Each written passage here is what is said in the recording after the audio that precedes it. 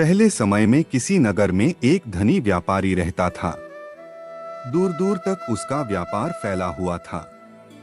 नगर के सभी लोग उस व्यापारी का सम्मान करते थे। इतना सब कुछ से संपन्न होने के बाद भी वह व्यापारी बहुत दुखी था, क्योंकि उसका कोई पुत्र नहीं था, जिस कारण अपने मृत्यु के पश्चात व्यापार के उत्तराधिकारी की चिंता उसे हमेशा सताती रहती थी। पुत्र प्राप्ति की इच्छा से व्यापारी प्रत्येक सोमवार भगवान शिव की व्रत पूजा किया करता था और शाम के समय शिव मंदिर में जाकर शिवजी के सामने घी का दीपक जलाया करता था। उसकी भक्ति देखकर मां पार्वती प्रसन्न हो गई और भगवान शिव से उस व्यापारी की मनोकामना पूर्ण करने का निवेदन किया। भगवान शिव बोले, इस संसार में सबको उसके कर्म के अनुसार फल की प्राप्ति होती है। जो प्राणी जैसा कर्म करते हैं उन्हें वैसा ही फल प्राप्त होता है। शिवजी द्वारा समझाने के बावजूद मां पार्वती नहीं मानी और उस व्यापारी की मनोकामना पूर्ति हेतु वे शिवजी से बार बार अनुरोध करती रही। अंततः माता के आग्रह को देखकर भगवान भोलेनाथ को उस व्यापारी को पुत्र प्राप्ति का वरदान देना पड़ा। वरदान देने के पश्चात भोलेनाथ मां पार्वती से बोले, आपके आग्रह पर मैंने पुत्र प्राप्ति का वरदान तो दे दिया, परंतु इसका यह पुत्र 16 वर्ष से अधिक समय तक जीवित नहीं रहेगा।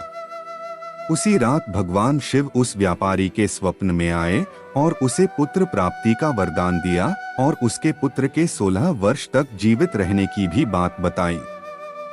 भगवान के वरदान से व्यापारी को खुशी तो हुई, लेकिन पुत्र की अल्पायु की चिंता ने उस खुशी को नष्ट कर दिया। व्यापारी पहले की तरह सोमवार के दिन भगवान शिव का विधिवत व्रत करता रहा। कुछ महीनों के बाद उसके घर अति सुंदर बालक जन्म लिया। घर में खुशियां भर गई। बहुत धूमधाम से पुत्र जन्म का समारोह मनाया गया, परंतु व्यापारी को पुत्र जन्म की अधिक खुशी नहीं हुई, क्योंकि उसे पुत्र की अल्प आयु के रहस्य का पता था। जब पुत्र 12 वर्ष का हुआ तो व्यापारी ने उसे उसके मामा के साथ पढ़ने के लिए वाराणसी भेज दिया। लड़का अपने मामा के साथ शिक्षा प्राप्ति हेतु चल दिया। रास्ते में जहाँ भी मामा भांजा विश्राम हेतु रुकते, वहीं यज्ञ करते और ब्राह्मणों को भोजन कराते। लंबी यात्रा के बाद मामा और भांजा एक नगर में पहुँचे। उस दिन नगर के राजा की कन्या का विवाह था, जिस कारण पूरे नगर को सजाया गया था। निश्चित समय पर बारात आ गई, लेकिन वर का पिता अपने बेटे के एक आंख से काने होने के कारण बहुत चिंतित था। उसे भय था कि इस बात का पता चलने पर कहीं राजा विवाह से इनकार न कर दे, इससे उसकी बदनामी भी होगी। जब वर के पिता ने व्यापारी के पुत्र को देखा तो उसके मस्तिष्क में एक विचार आया। उसने सोचा, क्यों न इस लड़के को दूल्हा बनाकर राजकुमारी से विवाह करा दूं।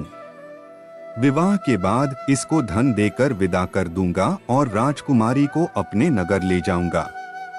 वर के पिता ने लड़के के मामा से इस संबंध में बात की। मामा ने धन मिलने के लालच में वर के पिता की बात स्वीकार कर ली। लड़के को दूल्हे का वस्त्र पहनाकर राजकुमारी से विवाह कर दिया गया।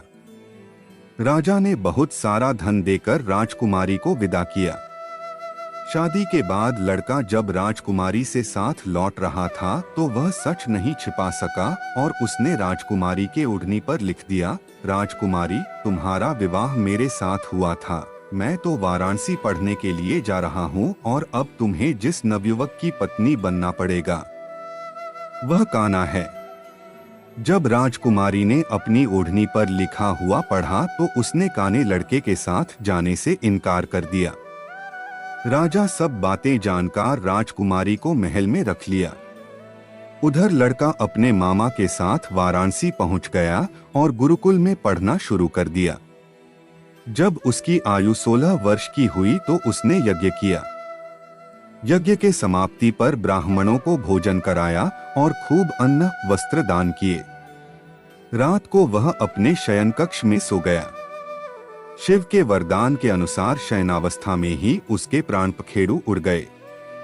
सूर्योदय पर मामा मृत भांजे को देखकर रोने पीटने लगा। आसपास के लोग भी एकत्र होकर दुख प्रकट करने लगे। लड़के के मामा के रोने विलाप करने के स्वर समीप से गुजरते हुए भगवान शिव और माता पार्वती भी सुने।